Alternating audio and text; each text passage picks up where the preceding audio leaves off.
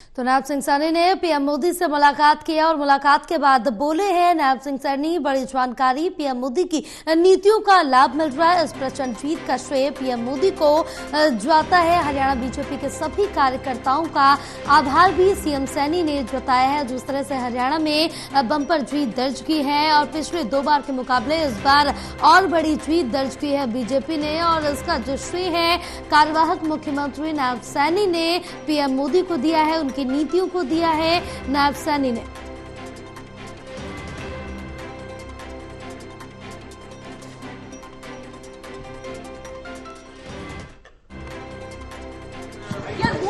प्रचंड जीत का जो श्रेय है वो श्रेय आदरणीय नरेंद्र मोदी जी को जाता है, जिन्होंने पिछले 10 वर्षों में ऐसी नीतियां, ऐसी योजनाएं चलाई हैं जिसका लाभ गरीब व्यक्ति को भी मिल रहा है, जिसका लाभ किसान को भी मिल रहा है, जिसका लाभ युवा को भी मिल रहा है और जिसका लाभ महिला को भी मिल रहा है।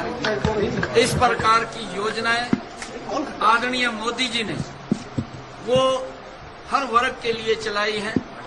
उसका परिणाम है, उन नीतियों का परिणाम है, मोदी जी की ये लोकप्रियता का परिणाम है। मोदी जी को देश के लोग प्यार करते हैं, मोदी जी को देश के लोग स्नेह करते हैं और उसका परिणाम है भारतीय जनता पार्टी हरियाणा के अंदर तीसरी बार प्रचंड बहुमत से वो आई है। और हरियाणा के लोगों का मैं दिल से धन्यवाद करता हूं कि जिन्होंने मोदी जी की नीतियों के ऊपर मोहर लगाई है। मैं सभी का आभार व्यक्त करता हूं। मैं अपने हरियाणा के भारतीय जनता पार्टी के सभी कार्यकर्ताओं का भी दिल से आभार व्यक्त करता हूं, जिन्होंने इतनी कड़ी मेहनत और सरकार की डबल इंजन की नीतियों को जन जन तक पहुंचाने का काम किया है। मैं उन सब कार्यकर्ताओं को भी दिल से आभार व्यक्त करता हूं, उनको धन्यवाद देता हूं। उनकी मेहनत के कारण हम तीसरी बार आदरणीय प्रधानमंत्री जी से शिष्टाचार मुलाकात हुई है, क्योंकि मैंने हरियाणा की जो प्रचंड जीत हुई है उसके बारे में आदरणीय प्रधानमंत्री जी को बताया है। और मैंने कहा है प्रधानमंत्री जी को कि आपको हरियाणा के लोग बहुत प्यार और स्नेह करते हैं और उसका परिणाम है कि आज तीसरी बार भारतीय जनता पार्टी को इतनी बड़ी सीटें दे करके ये तीसरी बार हरियाणा में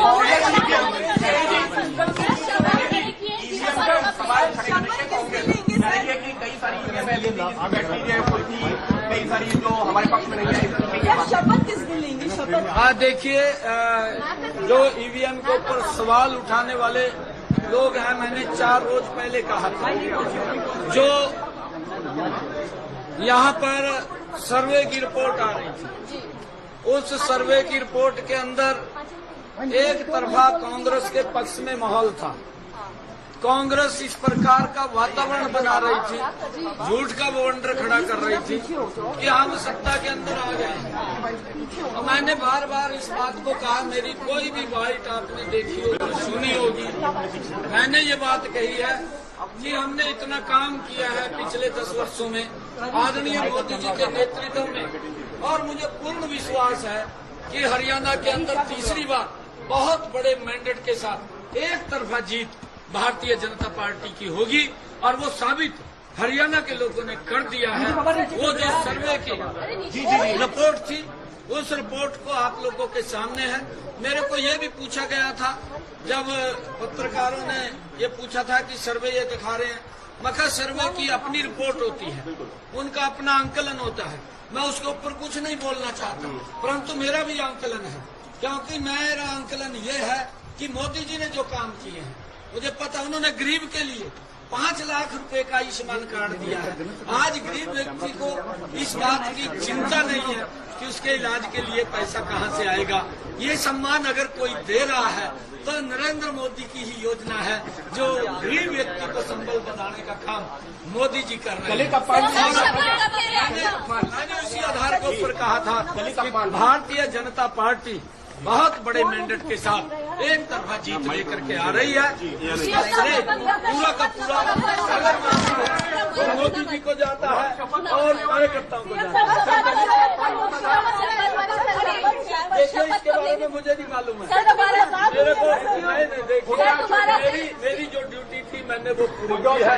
ये हमारा पार्लियामेंट्री बोर्ड तय करेगा। अभी हमारे ऑब्जर्वर भी आएंगे, वो ऑब्जर्वर मुझे नहीं मालूम है, वो केंद्र तय करेगा। हमारा पार्लियामेंट्री बोर्ड तय करेगा।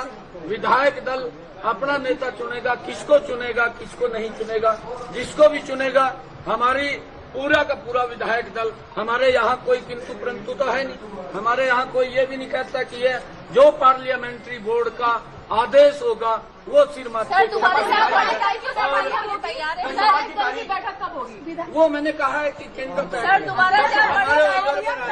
और जो आएंगे वो तय करेंगे। दोबारा से आप बड़ी दायित्व संभालने के लिए तैयार है, जिम्मेदारी नहीं। देखिए, मैंने कहा है कि हमारा पार्लियामेंट्री बोर्ड इस बात को तय करता है और पार्लियामेंट्री बोर्ड का फैसला वो अंतिम फैसला है। जो भी फैसला उनका होगा वो सर्वमान्य है।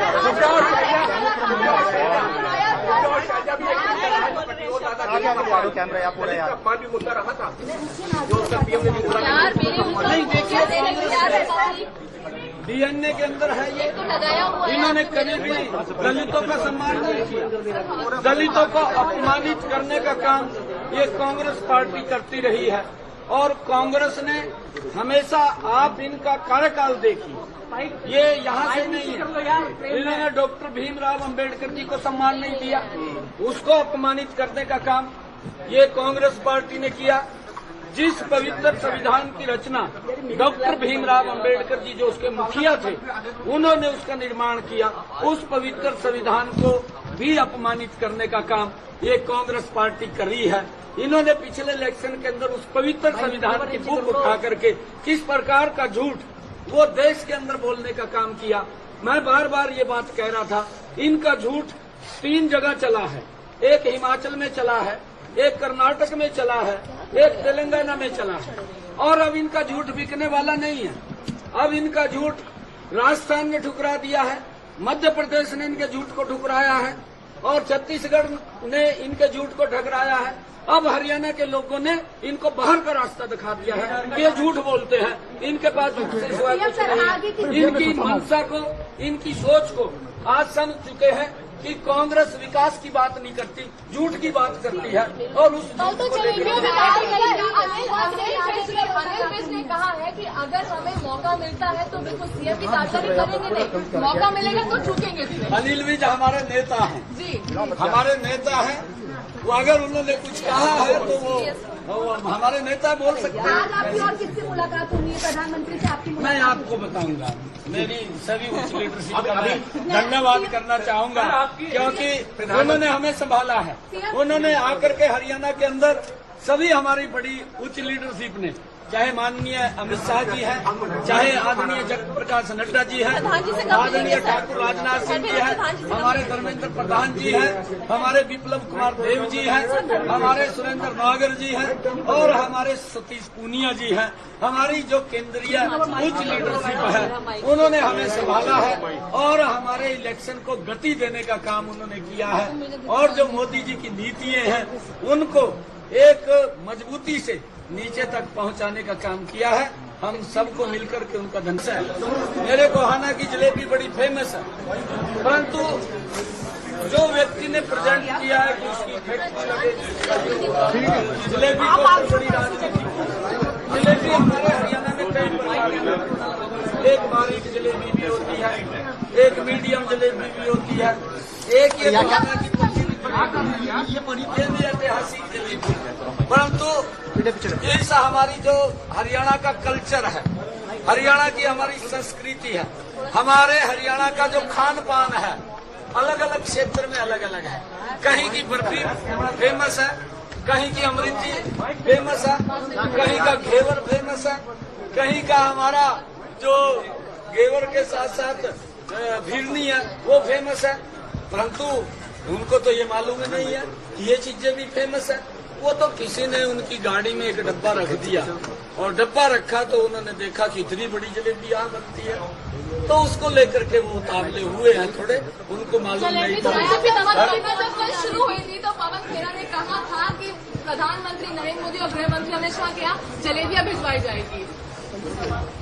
नहीं, क्यों नहीं बजवाई? उन्होंने बजवानी चाहिए थी। नहीं, हम बजवा देंगे। हम बजवा देंगे। हमारे माननीय अध्यक्ष जी आप जलेबियां पवन खेड़ा के यहाँ और कांग्रेस के यहाँ पहुंचवाइए। जलेबियां जानी चाहिए। सर, इनेलो जेजेपी इतनी बुरी तरह क्यों पिट गई, क्या वजह रही? क्षेत्रीय पार्टियां चल नहीं पाई चुनाव में। हाँ जी, क्षेत्रीय पार्टियां क्यों पिट गई चुनाव में? इनेलो, जेजेपी, आम आदमी पार्टी ये सब निपट गई चुनाव में। आम आदमी तो भ्रष्टाचार की दलदल में फंसी हुई पार्टी है, वो तो कांग्रेस से आगे है। और कांग्रेस और आम आदमी पार्टी का दोनों का आपस में तालमेल है। ये तो उनकी सीटों को लेकर के झगड़ा हुआ, नहीं तो लोकसभा में तो दोनों गले मिल गए थे, एक दूसरे को गाली भी देते थे, विधानसभा में भी मिलने वाले थे। और तो सीटों को लेकर के तालमेल नहीं बना, क्योंकि लोग समझ चुके हैं कांग्रेस भ्रष्ट है और आम आदमी उससे महाभ्रष्ट है। अगर कांग्रेस को महाभ्रष्ट कहे तो आम आदमी भ्रष्ट है। दोनों एक दूसरे के अनुरूप हैं। इनेलो जेजेपी का खाता नहीं खुला। देखिए, उनको आप पूछ सकते हैं। हमने तो बार बार ये कहा है, आईएनएलडी के नेताओं को भी कहा है कि भाई थोड़ा जोर मारिए, जोर मारना चाहिए। लंबे समय तक आप लोग सत्ता के अंदर रहे हैं, परंतु वो उतना